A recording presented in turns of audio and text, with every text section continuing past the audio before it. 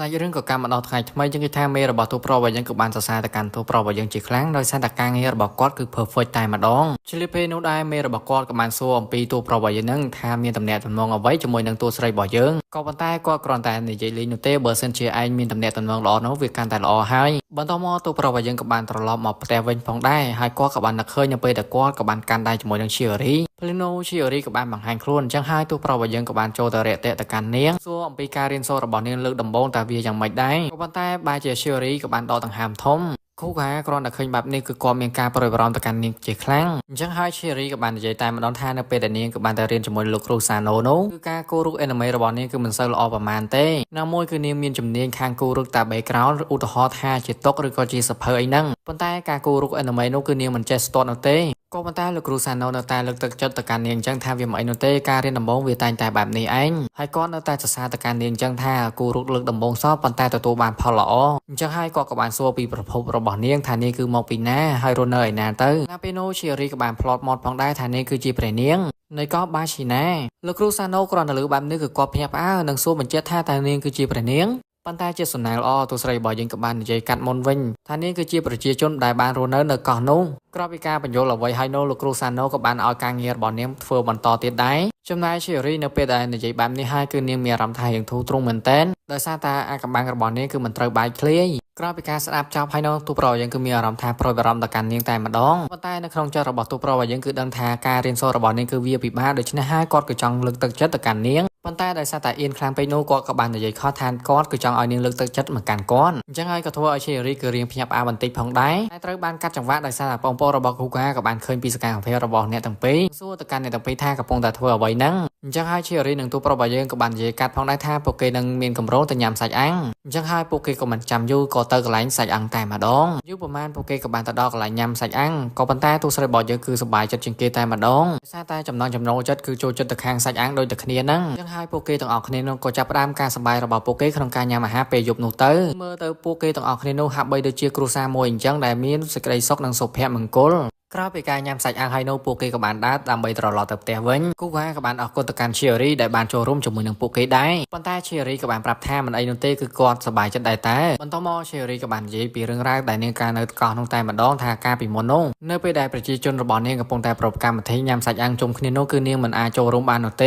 េពីព្រោះនាងគឺជាព្រះនាងរបស់ពួកគេដូច្នេះហើយការញ៉ាំអីនឹងគឺនាងញ៉ាំតែម្នាក់ឯងតែប៉ុណ្ណោះក៏ប៉ុន្តែឥឡូវនេះគឺនាងបានចាក់ចេញពីកោះនោះហើយដូច្នេះហើយនាងនឹងធ្វើអ្វីដែលខ្លួនឯងចង់ធ្វើដើម្បីសម្រេចគោលបំណងនិងសេចក្តីប្រាថ្នារបស់នាងទោះប្រុសរបស់យើងនៅពេលលើកបែបហ្នឹងគាត់ក៏បាននិយាយរឿងរ៉ាវរបស់គាត់ផងដែរនៅក្នុងចិត្តរបស់គាត់មុនដំបូងឡើយគាត់ក៏មិនចង់ចាប់អាជីពបែបនេះផងដែរដោយសារតែគាត់គឺស្រឡាញ់ការងារផ្សេងរាល់ថ្ងៃនេះគឺគាត់មានអារម្មណ៍ថាស្ទះខ្លាំងមែនទែនក្នុងការធ្វើការងារទាំងអស់នោះប៉ុន្តែនៅពេលដែលគាត់គឺបានមើលទៅបងប្អូនរបស់គាត់ដោយញញឹមនោះចិត្តរបស់គាត់កំពុងតែស្ទះនោះបែរខ្លាយទៅជាសប្បាយទៅវិញឈីរីនៅពេលដែលលើកបែបនេះនាងក៏បាននិយាយផងដែរថានាងគួរតែព្យាយាមបន្ថែមទៀតហើយមើលទៅនោះទោះប្រុសរបស់យើងដោយការប្រួយបារម្ភទៅការងារខ្លាំងពេកនោះគាត់ក៏បាននិយាយផងដែរថានាងព្យាយាមប៉ុណ្នេះគឺវាគ្រប់គ្រាន់ទៅហើយចាំបាច់ខំប្រឹងខ្លាំងជាងនេះទៅទៀតទេហើយពេលនោះទូប្រុសរបស់យើងគឺបងរងនិយាយពាក្យលើកទឹកចិត្តទៅកាន់នាងក៏ប៉ុន្តែគាត់គឺនិយាយរដាក់រដួលមិនអាចនិយាយបានឡើយប៉ុន្តែឈីរីក៏បាននិយាយផងដែរថាគ្រាន់តែលើលោកនិយាយបែបនេះគឺនាងមានអារម្មណ៍ថាសប្បាយចិត្តបាត់ទៅហើយប៉ុន្តែត្រូវបានបង្អាក់ដោយសារតែបងប្អូនរបស់ពួកគេក៏បានស្រែកហៅទៅកាន់ឈីរីអញ្ចឹងហើយឈីរីក៏មិនបាននិយាយបន្តទៀតដែរដែលនាងកំពុងតែរត់ទៅកន្លែងបងប្អូនរបស់គូក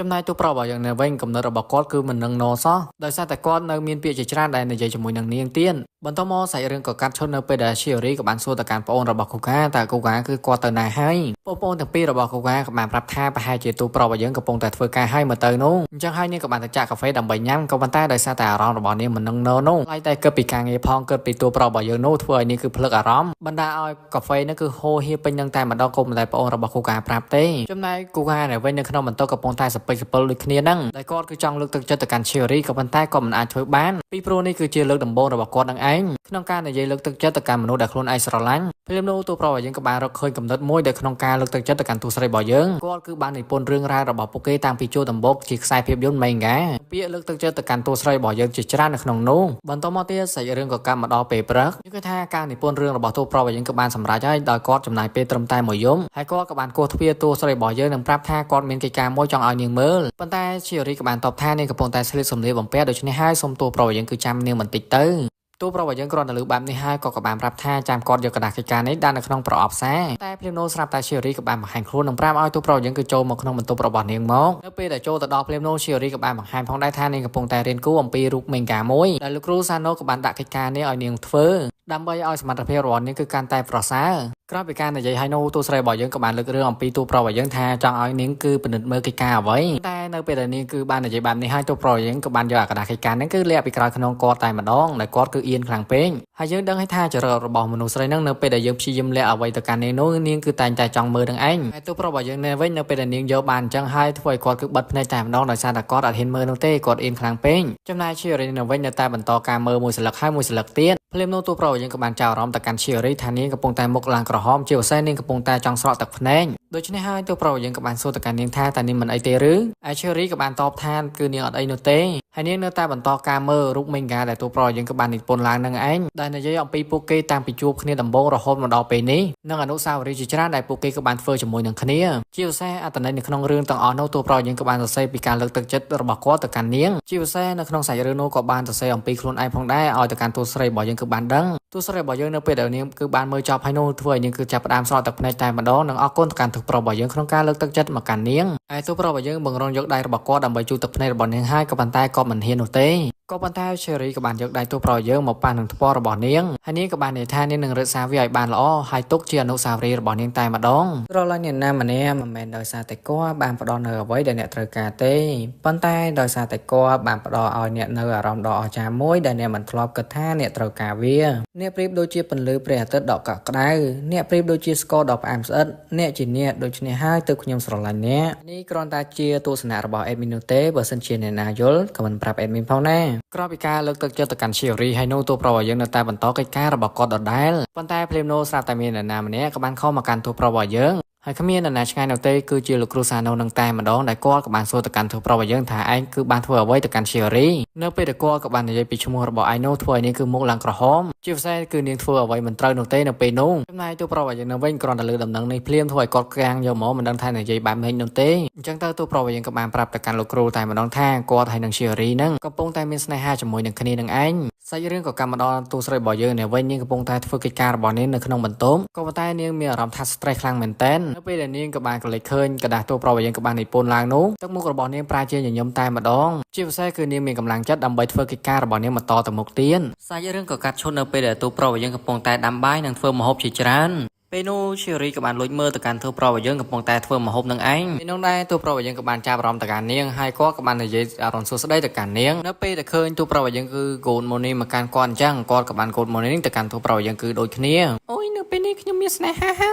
ាហើយនាងក៏បានសួរទៅកាន់ទូប្រុសរបស់យើងថាកំពុងតែធ្វើអ្វីហ្នឹងអញ្ចឹងហើយទូប្រុសរបស់យើងក៏បានប្រាប់ទៅកាន់នាងផងដែរថាគាត់នៅថ្ងៃនេះគឺគាត់ចេញទៅក្រៅអញ្ចឹងហើយទូស្រីរបស់យើងក៏បានយកផ្លែប៉ោមមួយនាងក៏បានបែរមុខចេញតែម្ដងក្នុងចិត្តរបស់ទូប្រុសរបស់យើងគាត់ក៏បានគិតថាតាំងពីគាត់ឲ្យកដាស់នោះទៅកាន់នាងមានអារម្មណ៍ថារដាក់រដូលជាងមុនអាចនិយាយបានថាការនិយាយស្ដីអីគឺមិនសូវហ៊ានដូចកាលពីមុននោះឡើយឬក៏នាងមានភាពអាម៉ាស់នៅពេលដែលពួកគេគឺបានធ្វើអ្វីជាមួយនឹងគ្នានឹងឯងធ្វើអ្វីហ្នឹងគឺមិនមែនគិតអីវែងឆ្ងាយអ្នកទាំងអស់គ្នាគឺគាត់នឹងក៏បានយកដៃរបស់គាត់ហ្នឹងទៅប៉ះពាល់របស់ទូស្រីរបស់យើងនឹងឯងបន្ទាប់មកទូប្រុសរបស់យើងក៏បានប្រាប់ទៅកាន់នាងថាគាត់ត្រូវហៅបងប្អូនរបស់គាត់មួយផ្លែនមុនដំបូងគាត់ត្រូវហៅ Chibi មុនដោយនាងកំពុងតែរៀបចំរួចរាល់ហើយនៅថ្ងៃនេះបន្ទាប់មកទៀតគាត់ក៏បានទៅរកបងប្អូនរបស់គាត់ពីរនាក់ទៀតប៉ុន្តែអត់ឃើញក្នុងបន្ទប់នោះទេពេលដែលគាត់ត្រឡប់មកផ្ទះបាយវិញនោះគាត់ក៏ស្រាប់តែឃើញបងប្អូនរបស់គាត់កំពុងតែកាន់ដៃទៅកាន់ Cherry ទាំងពីរនាក់នឹងឯងដោយពួកគេទាំងពីរនាក់ហ្នឹងគឺមានគោលបំណងចង់ឲ្យទូស្រីរបស់យើងគឺទៅជាមួយពួកគេដែរចំពោះទូស្រីរបស់យើងនៅពេលដែលឮបែបនេះគាត់ក៏មិនចំទាស់ផងដែរដោយសារតែកំណត់របស់គាត់គឺចង់ទៅផងដែរនឹងឯងហើយតាំងការពិតទៅពួកគេទៅទាំងអស់គ្នានៅមិនមែនថាទៅក្រៅអីនោះទេពួកគេគឺទៅគ្រប់សោឪពុកម្ដាយរបស់គាត់នៅពេលទៅដល់ហ្នឹងពួកគេមិនបានធ្វើអ្វីច្រើននោះទេក្រៅពីសែនហើយនឹងអុជធូបតែប៉ុណ្ណោះទៅតាមប្រពៃណីរបស់ពួកគេក្រៅពីអុជធូបហើយនឹងសែនហើយនោះពួកគេក៏បានសំពះនៅចំពីមុខភ្នោ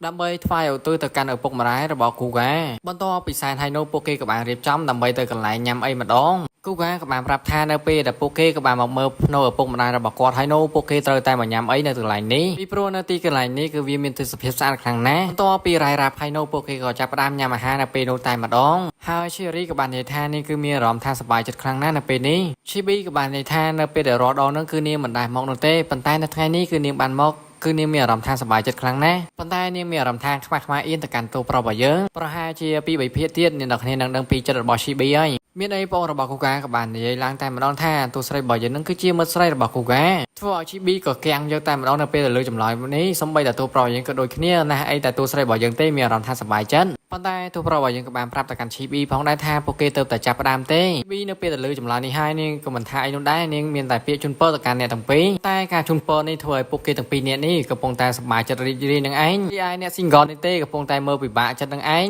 ហេតុអ្វីបានជាគេធ្វើ sweet ជាមួយនឹងគ្នាអញ្ចឹងដឹងអត់មិនត្រឹមតែ GB នោះទេសម្បីតែអ្នកកំពុងតែមើលវីដេអូនេះកំពុងតែឈឺចាប់ដូចគ្នាប្រហែលជាឥឡូវនេះកំពុងតែក្អួតឈាមហើយមើលទៅនោះពេលនោះបងរបស់គូកាក៏ចាប់ផ្ដើមនិយាយអំពីឪពុកម្ដាយរបស់ពួកគាត់នាងគឺមានអារម្មណ៍ថានៅតែកាន់ពួកគាត់នឹងឯងទូប្រុសរបស់យើងនៅពេលដែលលើបែបនេះហើយធ្វើឲ្យគាត់គឺពិបាកចិត្តមែនទែនដូច្នេះហើយទៅជាទូប្រុសរបស់យើងនឹងគឺបានយកបងរបស់គាត់ទាំងពីរនាក់នឹងដើម្បីមកអោបនិងផ្ដល់ភាពកក់ក្ដៅទៅកាន់ពួកគេដើម្បីឲ្យបងប្អូនរបស់គាត់ទាំងពីរនាក់នឹងមានអារម្មណ៍ថាឯកាទូស្រីរបស់យើងគ្រាន់តែឃើញបែបនេះហើយនាងក៏បានយកកសែងរបស់នាងឲ្យទៅកាន់បងរបស់ទូប្រុសរបស់យើងដើម្បីជួយទឹកភ្នែកចេញហើយបងរបស់ទូប្រុសរបស់យើងក៏បានអរគុណទៅកាន់នាងផងដែរបន្ទាប់មកទូស្រីរបស់យើងក៏បាននិយាយរឿងរ៉ាវរបស់នាងផងដែរប្រាប់ទៅកាន់អ្នកទាំងគ្នាឲ្យបានស្ដាប់ថាមួយរយៈមុនគឺនាងបានបាត់បង់លោកយាយម្នាក់ផងដែរហើយការស្លាប់របស់លោកយាយនោះហើយទៅធ្វើឲ្យនាងគឺមានអារម្មណ៍ថាវិដិសារីដោយសារតែគាត់គឺបានព្យាយាមបងអ្វីគ្រប់យ៉ាងដើម្បីឲ្យនាងគឺមានសេរីភាពនៅពេលដែលបានស្ដាប់រឿងរ៉ាវរបស់ Sherry ហើយនោះទូប្រុសរបស់យើងគឺមានការប្រួយបារម្ភទៅកាន់នាងផងដែរនឹងមិននឹកស្មានថាជីវិតរបស់នាងគឺពិបាកដូចគាត់អញ្ចឹងបន្ទាប់មក CB ក៏បានលើកទឹកចិត្តទៅកាន់ Sherry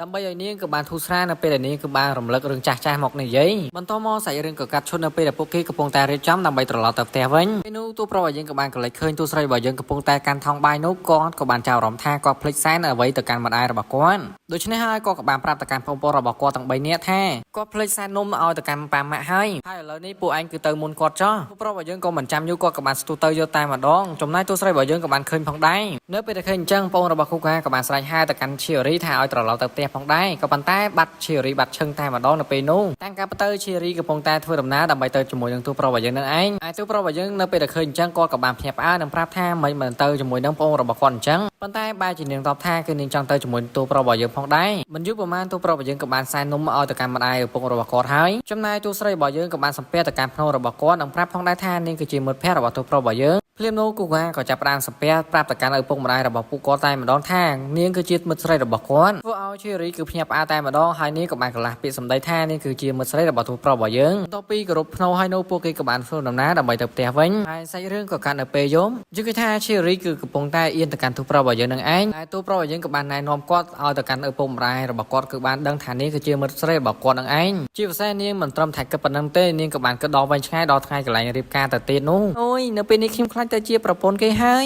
យនៅពេលដែល Sherry ក៏បានគិតបែបនេះហើយធ្វើឲ្យនេះគឺឡើងអៀននិងឡើងកម្ដៅយកតែម្ដងសាច់រឿងក៏កាន់នៅកន្លែងទូប្រុសយើងកំពុងតែលេងចានតែវិញក៏បាននឹកឃើញពីទស្សនវិជ្ជាថ្ងៃមិញផងដែរហើយតាំងការពិតទៅការពីថ្ងៃមិញហ្នឹងគឺគាត់មានអារម្មណ៍ថាអៀនទៅកាន់ Sherry ខ្លាំងមែនតើនៅពេលដែលគាត់ក៏បានណែនាំទៅកាន់ឪពុកម្ដាយរបស់គាត់ឲ្យបានដឹងអញ្ចឹងមិនត្រឹមតែប៉ុណ្ណោះទូប្រុសយើងក៏បានស្រមៃនៅពេលដែលគាត់ក៏បានចូលសួរទៅកាន់ Sherry ប៉ុន្តែត្រូវឪពុករបស់ Sherry គឺបានបដិសេធហើយគ្រាន់តែស្រមៃតែប៉ុណ្ណោះធ្វើឲ្យគាត់គឺភ័យតែម្ដងនៅពេលនោះគណៈពេលនោះទូប្រុសយើងក៏បានកលេចឃើញទៅកាន់ Sherry កំពុងតែដើរមកជិតគាត់នឹងឯងដែលនាងកំពុងតែរកទឹកចំណែកទូប្រុសរបស់យើងក៏បានសម្លឹងមើលទៅកាន់មុខរបស់នាងដោយគាត់ក៏ដឹងថានាងកំពុងតែមិនសូវស្រួលខ្លួនហើយគាត់ក៏ចាប់ផ្ដើមយកឧបករណ៍មកវាស់កម្ដៅទៅកាន់ទូស្រីរបស់យើងគឺថាកម្ដៅរបស់នាងគឺឡើងខ្លាំងមែនទែនដូច្នេះហើយគាត់ក៏បានឲ្យនាងញ៉ាំទឹកនិងញ៉ាំថ្នាំមួយចំនួនដើម្បីឲ្យនាងគេងសម្រាកនៅពេលដែលឲ្យនាងគឺញ៉ាំទឹកហើយញ៉ាំថ្នាំហើយនោះគាត់ក៏បានសុំនាងដើម្បីត្រឡប់ទៅវិញនៅពេលដែលគាត់ដើរមកវិញនោះគាត់មានអារម្មណ៍ថាមិនសូវសនុកនៅក្នុងចិត្តខ្លួនឯងនោះទេនឹងនឹកឃើញនៅពេលដែលគាត់ឈឺនោះទូស្រីរបស់យើងតែងតែនៅក្បែរគាត់ជានិញចំណែក Sherry នៅវិញដោយសារតែនាងគឺក្តៅខ្លួនខាងពេកនោះធ្វើឲ្យនាងគឺគេងមិនលក់នោះឡើយប៉ុន្តែភ្លាមនោះក៏ស្រាប់តែទូប្រុសរបស់យើងក៏បានត្រឡប់មកវិញថែមទាំងធ្វើបបរមួយឆ្នាំងធំទៀតតមកគាត់បំរុងដើរចាក់ចាញ់ហើយក៏ប៉ុន្តែ Sherry ក៏បានហាមឃាត់ទៅកាន់គាត់និងសុំឲ្យទូប្រុសរបស់យើងគឺនៅក្បែរនាងបន្តិចទៀតចឹងហើយទូប្រុសរបស់យើងក៏បានរៀបចំដើម្បីឲ្យនាងគឺបានសម្រាកឡើងវិញដោយសារតែនាងឥឡូវនេះកំពុងតែគ្រុនក្តៅខ្លាំងណាស់តពីឲ្យនាងគឺគេងហើយនោះគាត់ក៏ចាប់ផ្ដើមអង្គុយនៅទីនោះតែម្ដងនៅចិត្តនាងតែ Sherry ក៏បាននិយាយថានាងមានអារម្មណ៍ថានឹកទៅកាន់ផ្ទះរបស់នាងខ្លាំងមែនទែននៅពេលនេះក៏ប៉ុន្តែទូប្រុសរបស់យើងក៏បានប្រាប់ថាឲ្យគេងសម្រាកទៅកុំឲ្យគិតវែងឆ្ងាយពេកដោយសារតែនាងកំពុងតែឈឺជាពិសេសគាត់ក៏បានយកដៃរបស់គាត់ចាប់ទៅកាន់ដៃរបស់នាងដើម្បីឲ្យនាងគឺមានភាពកក់ក្ដៅចំណែក Sherry នៅវិញពេលទទួលបានភាពកក់ក្ដៅចឹងហើយនាងក៏ចាប់ផ្ដើមគេងយកតែម្ដងមានឆ្ងល់នេះអ្នក single នៅពេលដែលឈឺអញ្ចឹងមានអ្នកណាមកមើលអត់តែគេមានស្នេហាដែរវិញនៅពេលដែលឈឺគេមកមើលដល់ផ្ទះហ៎បន្ទាប់មកសាច់រឿងក៏កាន់ដល់ពេលព្រឹកយើងឃើញថា Sherry ក៏បានភ្ញាក់ពីដំណេកហើយនឹងមានអារម្មណ៍ថាស្រស់ស្រាយទៀតផង ពីព្រោះដោយសារតែនាងគឺបានជាពីជំងឺរបស់នាងនឹងឯងភ្លាមនោះនាងក៏បានចាប់អារម្មណ៍ថាតួប្រយើងកំពុងតែនៅទីនេះដោយគាត់កំពុងតែគេងអង្គុយនឹងឯងក្នុងចិត្តរបស់ Cherry មិននឹកស្មានថាតួប្រយើងគឺបានចំណាយពេលមួយយប់នៅក្បែរនាងតតែសោះតែតួប្រយើងនៅវិញក៏បានភ្ញាក់ពីដំណេកផងដែរនៅពេលដែលគាត់ភ្ញាក់ភ្លាមនោះក៏គាត់ភ្ញាក់ផ្អើលតែម្ដងនៅពេលដែលឃើញ Cherry កំពុងតែមើលមកកាន់គាត់អញ្ចឹងដូច្នេះហើយគាត់ក៏បានសុំនាងដើម្បីត្រឡប់ទៅបន្ទប់របស់គាត់វិញចំណែក Cherry ក៏បានអរគុណទៅកាន់តួប្រយើងក្នុងការចំណាយមើលថែមកកាន់នាងតួប្រយើងក៏មិនថាអីនោះដែរគាត់ក៏បានបើកទ្វារដើម្បីត្រឡប់ទៅបន្ទប់របស់គាត់វិញ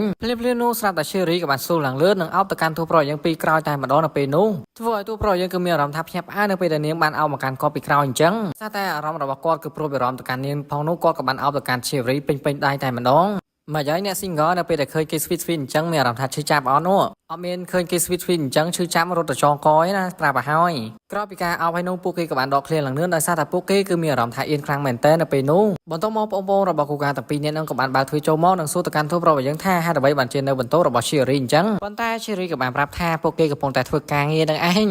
យ៉ាប់ហ្មងអាចារ្យនេះដូចខ្វះពាក្យអីដោះសារអញ្ចឹងនេះការងារអីនៅក្នុងបន្ទប់តែពីរនាក់អញ្ចឹងហ៎ដោយមិនចង់ឲ្យបងប្អូនរបស់គាត់គឺចាប់បាននោះទូប្រយ៉ាងក៏បានប្រាប់ទៅកាន់បងប្អូនរបស់គាត់ថាពេលនេះពួកឯងកំពុងតែឃ្លានហើយដូច្នេះហើយចាំគាត់ធ្វើម្ហូបឲ្យញ៉ាំហើយទូប្រយ៉ាងក៏គាត់មិនចាំយូរដែរគាត់ក៏ចាប់ផ្ដើមទាញបងប្អូនរបស់គាត់ទាំងពីរនាក់គឺយកទៅជាមួយគាត់តែម្ដងមិនចង់ឲ្យគាត់នឹងនៅទីនេះយូរទេសិនជានៅយូរនឹងប្រហែលជាអាចដឹងរឿងរ៉ាវរបស់ពួកគេនឹងឯងចំណែក Cherry នៅវិញនៅពេលដែលឃើញបែបនេះហើយធ្វើឲ្យនេះគឺមានអារម្មណ៍ថាអស់សំណោចតែម្ដងបន្តមកទៀតសាច់រឿងក៏កម្មមកដល់ថ្ងៃថ្មីយើងគិតថាភ្នែករបស់ទូប្ររបស់យើងនិងទូស្រីនឹងកំពុងតែឡើងខ្មៅហើយដោយសារតែអ្នកទាំងពីរគឺត្រូវតែបង្ហាញកិច្ចការរបស់ពួកគាត់ទាំងពីរនាក់មូលហេតុគឺចិត្តដល់ថ្ងៃដែលមេរបស់គាត់ត្រូវតែប្រមូលកដាស់មេងកាហើយប៉ុន្តែដោយសារតែការខំប្រឹងរបស់ពួកគេទាំងយប់ទាំងថ្ងៃនោះពួកគេក៏បានធ្វើឲ្យជោគជ័យព្រមនោះតួប្ររបស់យើងក៏បានស្ដាប់ពីវិទ្យុផងដែរដែលគេក៏បានចាក់ផ្សាយថានៅពីថ្ងៃទៀតគឺបនណូអែលហើយអញ្ចឹងហើយការកើតរបស់តួប្ររបស់យើងក៏បានលេចឡើងដែលគាត់គឺចង់ដេតជាមួយនឹង Cherry ម្ដងទៀតអញ្ចឹងហើយគូការក៏បានសួរទៅកាន់ Cherry ថានៅថ្ងៃពិធីបនឆ្នាំថ្មីនោះតើនាងគឺមិនទៅកោះរបស់នាងទេឬ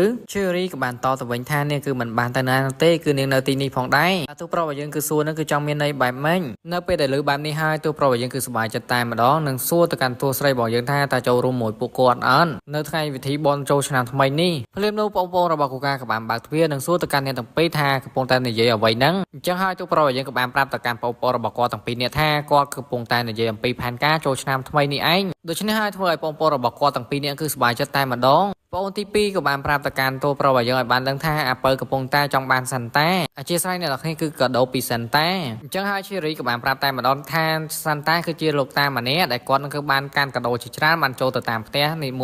ួយប៉ុន្តែយើងមិនគួរជឿទៅរឿងទាំងអស់នេះនោះទេដោយសារតែនេះវាមិនមែនជាការពិតនោះឡើយរបស់គូការក៏បានឆ្លើយតបផងដែរថានេះគឺនៅប្រទេសជប៉ុនមិនមែននៅបរទេសនោះទេដូច្នេះហើយវាមិនមាននឹងឯងបើតាមនាងបានដឹងនោះគឺថាលោកតាសាន់តាគឺបានផ្ដល់កាដូទៅឲ្យក្មេងៗនៅពេលដែលពួកគេគឺអាយុ10ឆ្នាំក៏ប៉ុន្តែនាងគឺមិនចង់បានកាដូអ្វីនោះឡើយកាដូអ្វីដែលនាងគឺចង់បាននោះគឺជា Fumio នឹងគឺឈ្មោះអាពៅគេនឹងឯងគ្រាន់តែលើបែបនេះហើយធ្វើឲ្យតួស្រីរបស់យើងគឺចាប់ផ្ដើមលេងសើចជាមួយនឹងពួកគេតែម្ដងថាវាពិតជាល្អខ្លាំងណាស់ហើយនាងសង្ឃឹមថាឆ្នាំនេះគឺសប្បាយទាំងអស់គ្នាតួប្រុសរបស់យើងគ្រាន់តែលើបែបនេះហើយក៏មានការរំភើបផងដែរនៅពេលដែលតួស្រីរបស់យើងគឺបានបង្ហាញអារម្មណ៍បែបនេះបន្តមកទៀតសាច់រឿងក៏កាត់ឈុតនៅពេលល្ងាចម្ដងយើងគិតថាចែម៉ូកាក៏បានមកលេងពួកគេផងដែរព្រមទាំងទិញកាដូជាច្រើនឲ្យទៅកាន់ក្មេងៗដោយគាត់មកនេះគឺដើម្បីចូលរួមកម្មវិធីរបស់ពួកគេនឹងឯងមិនត្រឹមតែចែម៉ូកានោះទេសូម្បីតែលោកគ្រូសាណូងក៏បានមកលេងជាមួយនឹងពួកគេដូចគ្នាគ្រាន់តែមកដល់ភ្លាមនោះគាត់ក៏ចាប់ផ្ដើមបីអាពៅគេតែម្ដងដោយសារតែវាខ្ជូតខ្លាំងពេកភ្លាមនោះតួស្រីរបស់យើងនឹងតួរបស់យើងក៏បានចេញមកស្វាគមន៍មកកាន់អ្នកទាំងពីរដើម្បីមកចូលរួមកម្មវិធីរបស់ពួកគេនឹងឯងហើយកម្មវិធីរបស់ពួកគេក៏ចាប់ផ្ដើមប្រារព្ធឡើងតែម្ដងដោយមិនមានអីឆ្ងាយនោះទេក្រៅពីការញ៉ាំអីនឹងឯងពេលនោះមកការក៏បានលើកឡើងនិយាយថាតួប្រុសរបស់យើងហើយនឹង Cherry នឹងមើលទៅស្និទ្ធស្នាលមួយគ្នាខ្លាំងណាស់តើមានទំនាក់ទំនងអ្វីជាមួយនឹងគ្នា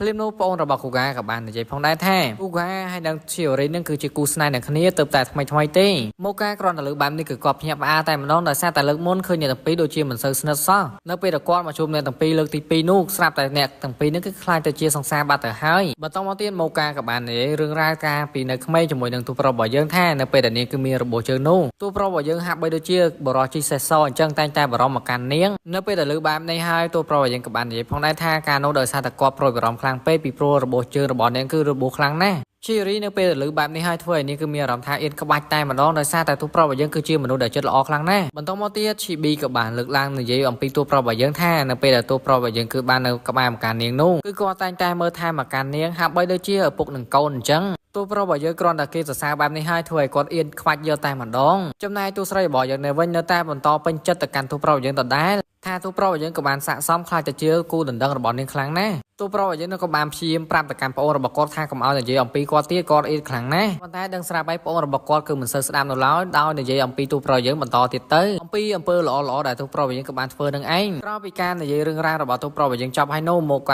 ាក៏ចាប់ផ្ដើមសួរទៅកាន់ឈីរីម្ដងតែគាត់ដែលនាងគឺបានធ្លាប់មកនឹងគឺវាមានសភាពបែបម៉េចអញ្ចឹងហើយឈីរីក៏ចាប់ផ្ដើមនិយាយតែម្ដងថានៅទីនោះប្រជាជនគឺរស់រាយខ្លាំងណាស់ជាពិសេសទេសភាពនៅពេលយប់គឺស្រស់ស្អាតខ្លាំងណាស់ដោយសារតែមានតារាផ្កាជាច្រើនក៏ប៉ុន្តែក្រោយពីការនិយាយហើយនោះនាងចាប់ផ្ដើមស្ងាត់តែម្ដងដោយសារតែនាងក៏បាននឹកឃើញអំពីតីតការរបស់នាងម៉ូកានៅពេលដែលឃើញទឹកមុខរបស់ឈីរីកំពុងតែក្រៀមក្រំបែបនេះនាងក៏បានសុំទោសទៅកាន់ឈីរីដែលនាងក៏បានសួរទៅកាន់ឈីរីនឹងឯងក្រោយពីការសុំទោសហើយម៉ូកាក៏ចាប់ផ្ដើមឲ្យកាដូទៅកាន់ឈីរីតែម្ដងថានេះគឺជាកាដូសម្រាប់ពិធីបុណ្យណូអែលឈីរីក៏បានអរគុណទៅកាន់ម៉ូកាដែលបានផ្ដល់មកកាន់នាងបន្តមកសាច់រឿងក៏កាន់នៅពេលដែលពួកគេក៏បានញ៉ាំអាហារជុំគ្នាចប់នោះគ្រូសាណូហើយនិងចែម៉ូកាក៏ចាប់ផ្ដើមលាទៅកាន់អ្នកទាំងពីរដោយសារតែពួកគេគឺដល់ពេលវេលាដើម្បីត្រឡប់ទៅផ្ទះរៀងៗខ្លួនហើយណៃបងរបស់គូកាក៏ចាប់ផ្ដើមប្រាប់ទៅកាន់គូកាតែម្ដងថានាងគឺចង់គេងជាមួយនឹងបងឈីរីនិងមានគោលបំណងគឺចង់ទៅគេងបន្ទប់របស់ឈីប៊ីទូប្រុសរបស់យើងនៅពេលលើបែបនេះហើយគាត់ក៏បានអនុញ្ញាតឲ្យពួកគេគឺគេងជាមួយនឹងគ្នាឈីប៊ីនៅពេលលើបែបនេះធ្វើឲ្យនាងគឺគាំងយកហ្មងដោយសារតែនាងមិនទាន់បានរៀបចំបន្ទប់របស់នាងហើយនោះទេ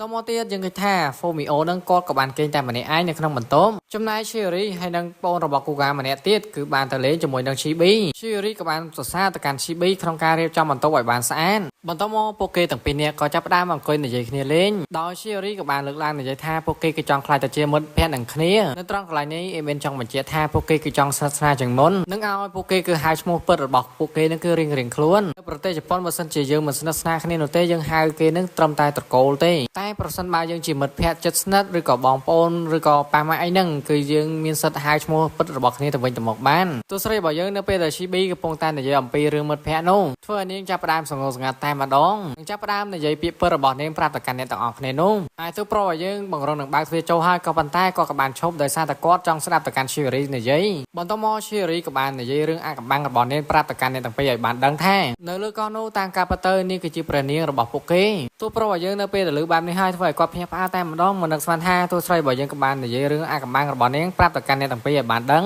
ឈីរីក៏បានបន្តប្រាប់ទៅកាន់អ្នកទាំងពីរឲ្យបានដឹងទៀតថាក្នុងនាមនាងគឺជាព្រះនាងគឺនាងពិបាកក្នុងការឬគូស្រករខ្លាំងណាស់ទោះបីជាទូប្រុសរបស់យើងខ្លាចទៅជាសង្សាររបស់នាងក៏ដោយក៏ប៉ុន្តែនៅថ្ងៃអនាគតមិនប្រកាសថាទូប្រុសរបស់យើងគឺជាសង្សាររបស់នាងឬក៏ជាប្តីរបស់នាងនោះទេបងរបស់គូកានក៏បាននិយាយផងដែរថាក្នុងនាមជាមិត្តភក្តិបើសិនជាមានរឿងអ្វីគឺប្រាប់ឲ្យពួកគេក៏បានដឹងផងដោយសារតែពួកគេគឺជួយស្រាយចម្ងល់ឲ្យសូម្បីតែ CB ក៏បានលើកឡើងនិយាយថាសូម្បីតែនាងគឺមានអាកំបាំងផ្ទាល់ខ្លួនគឺនាងមិនអាចនិយាយចេញផងដែរប៉ុន្តែនៅពេលដែលនាងក៏បានប្រាប់ទៅកាន់មិត្តភក្តិរបស់នាងនោះគឺនាងមានអារម្មណ៍ថាធូរស្រាលជាងមុនបន្ទាប់មកបងរបស់គូកានៅតែបន្តការនិយាយអញ្ចឹងថាក្នុងនាមជាមិត្តភក្តិយើងត្រូវតែជួយគ្នាទៅវិញទៅមកជាពិសេសគឺជួយរក្សាគឺអាកំបាំងរបស់ពួកគេគឺរៀងៗខ្លួនក៏ប៉ុន្តែនៅពេលនេះពួកគេក៏បានខ្លាចទៅជាមិត្តភក្តិហើយដូច្នេះហើយរឿងអ្វីក៏ដោយពួកគេក៏អាចលាក់ចិត្តបានដែរខ្ញុំក៏បានដឹងពីអាកំបាំងរបស់អ្នកហើយអ្នកក៏បានដឹងពីអាកំបាំងរបស់ខ្ញុំផងដែរដូច្នេះហើយពួកគេគឺជាមិត្តភក្តិនឹងគ្នានឹងឯងទូស្រីរបស់យើងនៅពេលដែលលើបែបនេះធ្វើឲ្យនាងគឺសប្បាយចិត្តតែម្ដងនៅពេលដែលពួកគេទទួលយកនាងធ្វើជាមិត្តភក្តិនៅត្រង់កន្លែងនេះមានចង់បកស្រាយបន្តិចផងដែរថាមិត្តភក្តិរបស់យើងគឺតែងតែដឹងពីអត្តចរិតរបស់យើងនិងអាកំបាំងរបស់យើងឯងទើបអាចយើងខ្លាចទៅជាមិត្តភក្តិនឹងគ្នាបាននិងដើរជាមួយនឹងគ្នាត្រូវប្រសិនបើយើងគឺមិនត្រូវគ្នានោះច្បាស់ណាស់វត្តភាពនោះក៏វាមិនអាចកើតឡើងបានដែរបន្ទាប់ពីការនិយាយរឿងរ៉ាវអាកំបាំងរបស់ខ្លួនឯងរៀងៗខ្លួនហើយនោះពួកគេក៏ចាប់ផ្ដើមសប្បាយចិត្តតែម្ដងដោយសារតែពួកគេគឺបានគេងជុំគ្នានៅយប់នេះចំណែកទូប្រុសយើងក៏បានដើរចូលមកវិញផងដែរដោយគាត់កំពុងគិតអំពីអារម្មណ៍របស់ទូស្រីរបស់យើងនិងរកពេលសម្ដីដែលទូស្រីរបស់យើងក៏បាននិយាយនៅពេលដែលគាត់គឺបានប៉ះទៅកាន់កន្ទុយរបស់នាងជាពិសេសនៅពេលមួយនៅពេលដែលទូស្រីរបស់យើងក៏បានជួយបោចស្មៅមកកាន់គាត់នោះនាងក៏បានធ្លាប់និយាយផងដែរថានាងក៏បានពឹងទៅឲ្យកូនចៅរបស់នាងក៏បានស្វែងរកហើយដើម្បីវិធីផ្ដាច់ចំណងរបស់ពួកគេនៅពេលដែលគាត់ក៏បាននឹកឃើញពីពាក្យសម្ដីរបស់ទូស្រីបែបនេះហើយធ្វើឲ្យគាត់មានអារម្មណ៍ថាអន់ចិត្តតែម្ដងហើយយើងមើលទៅមុខរបស់គាត់ទៅដឹងហើយថាគាត់គឺស្រឡាញ់ទៅកាន់ឈីរីខ្លាំងណាស់ប៉ុន្តែឋានៈរបស់គាត់គឺមិនស្មើទៅកាន់ឈីរីនោះទេដោយសារតែនាងគឺជាព្រះនាងហើយគាត់ត្រឹមតែជាមនុស្សដែលសាមញ្ញម្នាក់តែប៉ុណ្ណោះបន្ទាប់មកសាច់រឿងក៏កម្មមកដល់ថ្ងៃថ្មីគឺគេថាបងប្រុសរបស់គូកាទាំងពីរនាក់ក៏បានទទួលពីកាដូរបស់សាន់តាយដែលពេលគេទទួលបានសភៅដ៏ធំមួយផ្នែកទី2នេះវិញគឺទទួលបានរូប sticker ជាច្រើនរីឯគូស្នេហ៍ទាំងពីរនេះវិញពួកគេក៏បានមកជួបគ្នានឹងអរុនសុស្ដីផងដែរមានអីទូប្រុសរបស់យើងក៏បាននិយាយត្រង់ៗទៅកាន់ឈីរីផងដែរថាត តែយប់នេះតានាងគឺមានពេលទំនេរដែរឬទេបើសិនជាទំនេរគឺគាត់ចង់ដេតជាមួយនឹងនាងឈីរីនៅពេលទៅលើបែបនេះហើយធ្វើឲ្យនាងគឺសប្បាយចិត្តយកតែមែនតែនពីព្រោះកម្រឃើញទូប្រុសយើងក៏បាននិយាយពាក្យត្រង់ខ្លាំងណាស់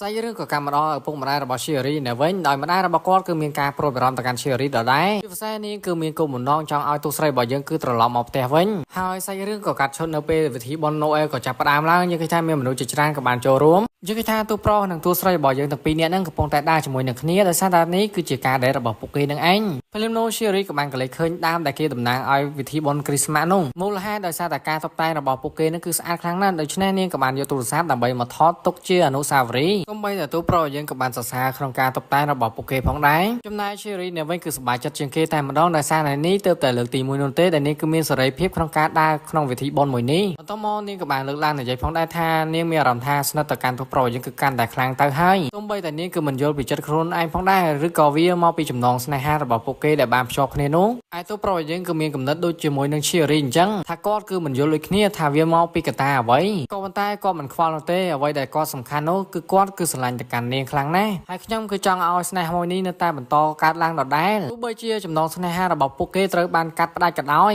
ក៏ប៉ុន្តែចិត្តរបស់គាត់ដែលបានស្រឡាញ់ទៅកាន់នាងនោះគឺវាមិនងាយបាននោះទេមានអីពេលនោះស្រាប់តែឈីរីក៏ចាប់ផ្ដើមនិយាយត្រង់តែម្ដងថានាងគឺចង់ថាបទៅកាន់ទូប្រុសរបស់យើងណែទូប្រុសរបស់យើងនៅពេលទៅលើបែបនេះហើយធ្វើឲ្យគាត់នឹងគឺអៀនយកហ្មងដោយសារតែនាងគឺបានសុំមកកាន់គាត់បែបនេះបន្តមកទូស្រីរបស់យើងក៏មិនចាំយូរក៏ចាប់ផ្ដើមថាបទៅកាន់ទូប្រុសរបស់យើងយកតែម្ដងនៅពេលនោះយើងមើលទៅស្នេហារបស់ពួកគេទាំងពីរនាក់គឺផ្អែមល្ហែមជាមួយគ្នាខ្លាំងណាស់មិនដូចតែអ្នកកំពុងតែមើលនោះទេដែល single ហើយអត់លិតទៀតមិនសប្បាយអត់នៅពេលដែលឃើញគេថែបគ្នាអោបគ្នាអញ្ចឹងសប្បាយអត់អ្នក single បើអត់សប្បាយគឺទៅហក់ទឹកនឹងស្ពានជ្រួយចង្វាតែម្ដងទៅអញ្ចឹងបន្តមកទៀតសាច់រឿងក៏កាន់នៅពេលដែលអ្នកទាំងពីរក៏បានត្រឡប់មកផ្ទះវិញហើយថែមទាំងទិញរបស់មួយចំនួនឲ្យទៅកាន់ប្អូនរបស់ពួកគេទៀតបងប្អូនរបស់គូកាក៏បានសួរទៅកាន់អ្នកទាំងពីរថាហេតុអ្វីបានជាមុខអ្នកទាំងពីរកំពុងតែក្រហមអញ្ចឹងតែពួកគេក៏បានឆ្លើយតបនោះទេក៏បានយកលេសថាពួកគេទៅធ្វើការរៀងខ្លួនឯងអញ្ចឹងហើយក៏ធ្វើឲ្យអ្នកទាំង3នេះកំពុងតែឆ្ងល់ថាអ្នកទាំងពីរកំពុងតែមានរឿងអ្វីហ្នឹងការមកដល់នៅក្នុងបន្ទប់របស់ឈីរីនៅវិញនាងកំពុងតែអៀនទៅកាន់ទូប្រុសរបស់យើងខ្លាំងមែនតើនៅពេលដែលនាងក៏បានថាបទៅកាន់ទូប្រុសរបស់យើងចំណែកទូប្រុសរបស់យើងនៅវិញគឺគាត់គេងគឺមិនលក់ដូចគ្នាដោយសារតែគាត់គឺបានថាបជាមួយនឹងឈីរីដែលគាត់គឺជាស្នាមថាបដំបង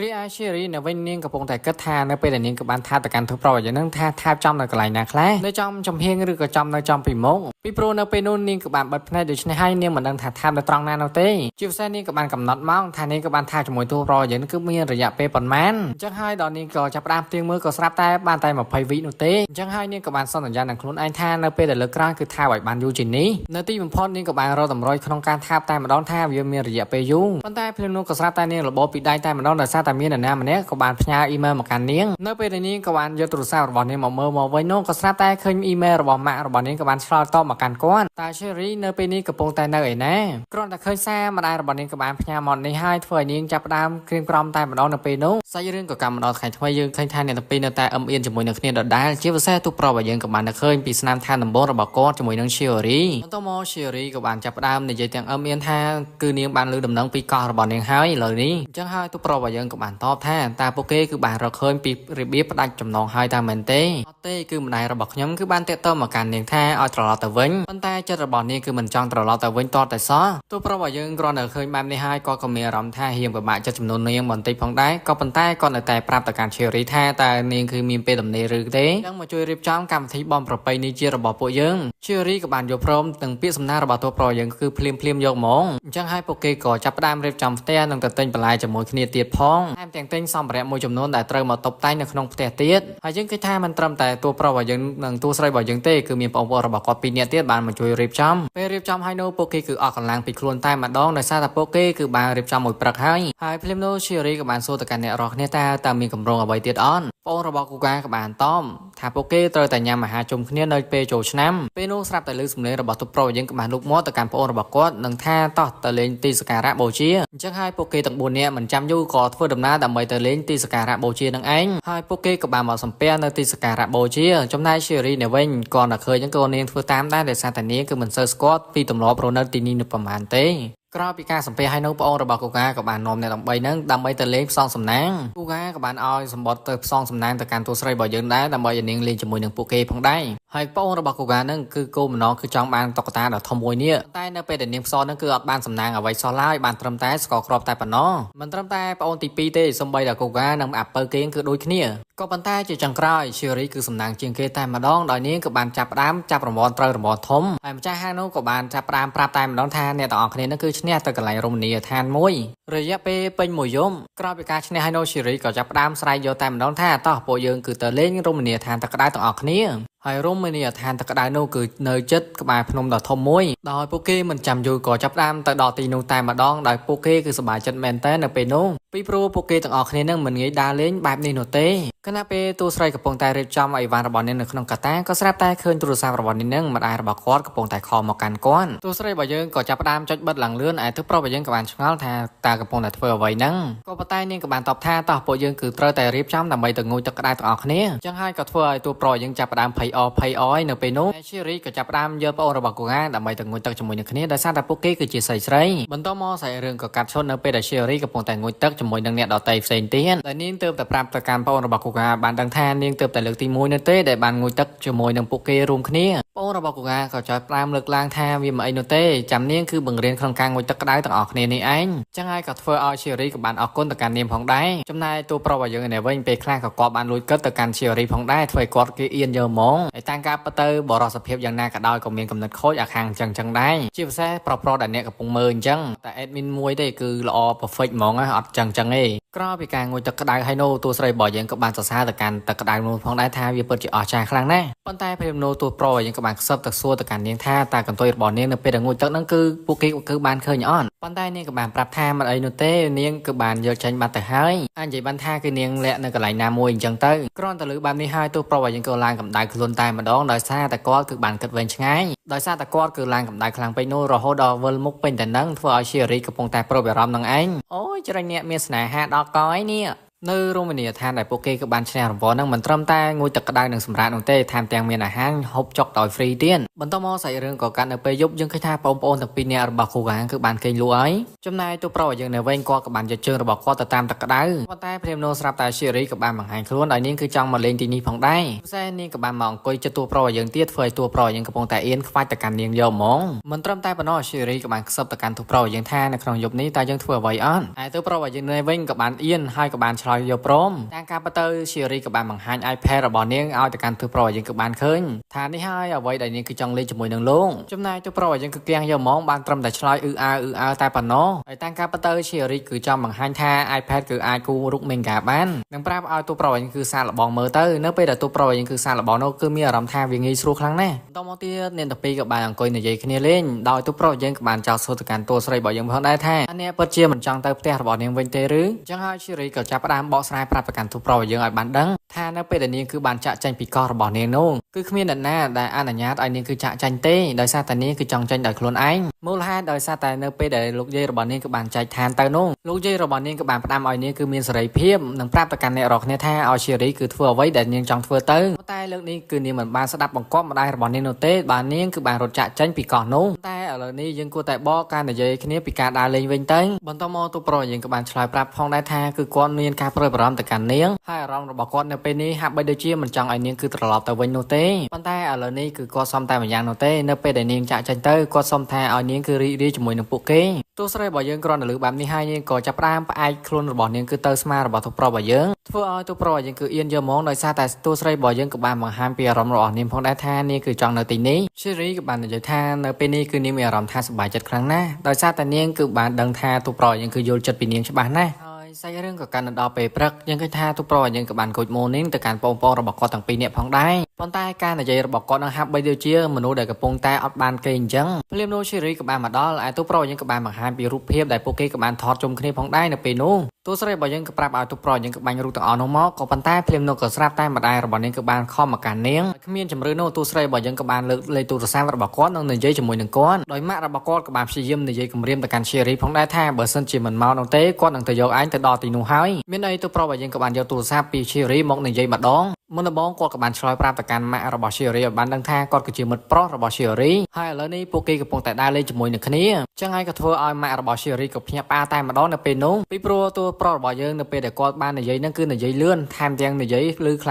ំងៗទៀតហើយទូរស័ព្ទក៏បានផ្ដាច់ការតាក់ទងតែម្ដងហើយតួប្រុសរបស់យើងកំពុងតែភ័យខ្លួនហើយដោយសារតែគាត់ក៏បាននិយាយពាក្យលើសលំចំណែកតែតួស្រីរបស់យើងនឹងទេបែរជានាងគឺបានសោកទៅកាន់តួប្រុសរបស់យើងដែលបានធ្វើបែបនេះហើយនាងគឺពិតជាអរគុណទៅកាន់តួប្រុសរបស់យើងមែនទែនសម្រាប់ការជួយមកកាន់នាងហើយនាងក៏បានបបួលទៅកាន់ប្អូនៗរបស់គូការទាំងពីរនាក់ថាតោះពួកយើងរៀបចំអីវ៉ាន់ដើម្បីត្រឡប់ទៅផ្ទះវិញក៏ប៉ុន្តែយើងត្រូវតែទៅថតរូបជាមុនសិនបន្តមកទៀតសាច់រឿងក៏កាន់នៅពេលដែលតួប្រុសយើងកំពុងតែថតរូបឲ្យទៅកាន់ឈេរីភ្លាមនោះប្អូនរបស់គូការក៏បានស្រែកហៅទៅកាន់ឈេរីថាមកថតទីនេះមកវាមានសម្រស់ស្អាតខ្លាំងណាស់និងលាយឡំទិដ្ឋភាពដ៏ស្រស់ត្រកាលតួប្រុសយើងនៅវិញក៏ចាប់ផ្ដើមគិតតែម្ដងនៅពេលដែលគាត់ក៏បាននិយាយពាក្យលើសលប់ទៅកាន់ម្ដាយរបស់ឈេរីហើយកត្តាមួយនេះហើយទៅធ្វើឲ្យគាត់គឺមានអារម្មណ៍ថាមិនសូវស្រួលសោះភ្លាមនោះប្អូនរបស់គូការក៏បានប្រាប់ទៅកាន់គូការថាមកថតជុំគ្នាហើយតួប្រុសយើងក៏បានដើរទៅចំណែកតួស្រីរបស់យើងក៏បានចាប់អារម្មណ៍ពីទឹកមុខរបស់គូការផងដែរថាគាត់កំពុងតែព្រួយបារម្ភរឿងអ្វីមួយហើយសាច់រឿងក៏កាន់នៅកោះឈេរីនៅវិញដែលយើងឃើញថាប្រជាជនជាច្រើនកំពុងតែមកប្រជុំគ្នាជាមួយនឹងម្ដាយរបស់ឈេរីហើយនាងក៏បានប្រាប់ថានៅពេលនេះឈេរីកំពុងតែលំលងដោយជនអាក្រក់ហើយ